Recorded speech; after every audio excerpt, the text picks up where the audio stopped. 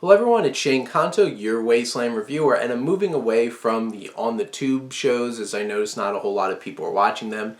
And it's like, okay, what's this really about?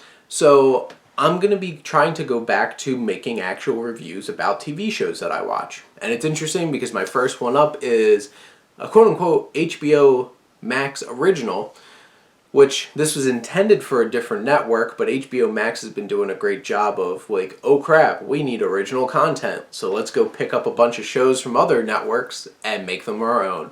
And that's close enough. And this is from J.G. Quintel, who made Regular Show. And I remember watching Regular Show in college and absolutely loving it. There's so many memorable moments, quotable moments, Mordecai, Rigby, oh, hummus, and all those fun little moments, never being able to listen to Mississippi Queen the same way after watching that show, and making so many references to Step Off. And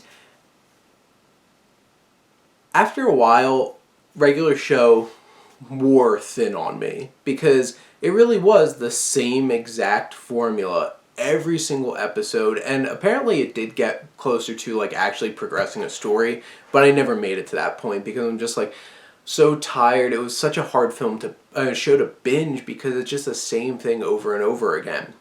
What I like about Close Enough is that it has a story at the center of a couple. It's basically if Mordecai and Rigby were a married couple and had a kid. Except it's like they're really growing as people because it's like they're transitioning into their 30s and having to grow up, dealing with a child.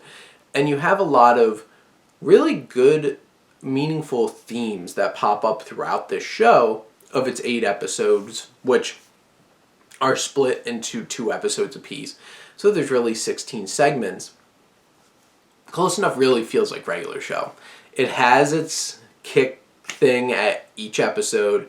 It has a weird setup, a weird outworldly kind of thing, whether it's supposedly kids, but they're like adults, just small, trying to grab onto this family, or the interesting is going clubbing at a club where it's like you need to be young, feels right out of Logan's Run, make the reference to Logan's Run, and these weird setups, and like a weird snail who has a hat that allows you to speed up and do things, but it slowly ages you while you do it, and weird stuff like that you'd expect at a Regular Show.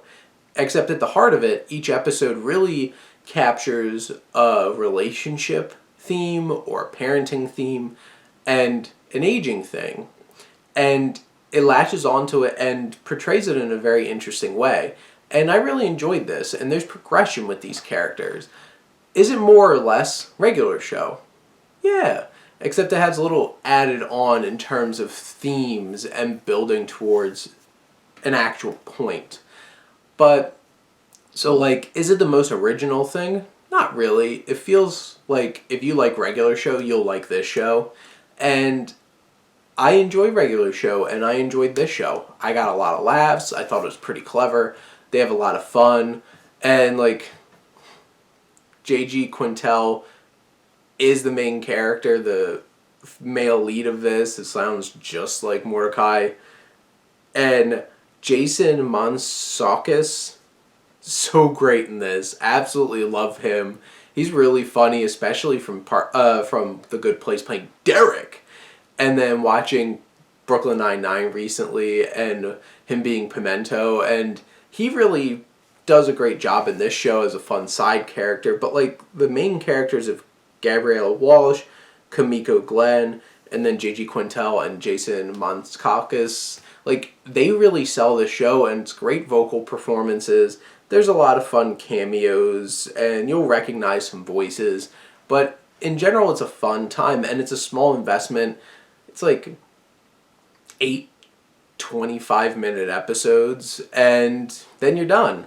It's a little sad. It's like I burned through it pretty quickly, but I had a lot of fun with it. I enjoyed it. But those are my thoughts on Close Enough. Let me know what you think, and let's talk some TV. A little bit different. But thank you as always for tuning in and supporting your Wasteland reviewer.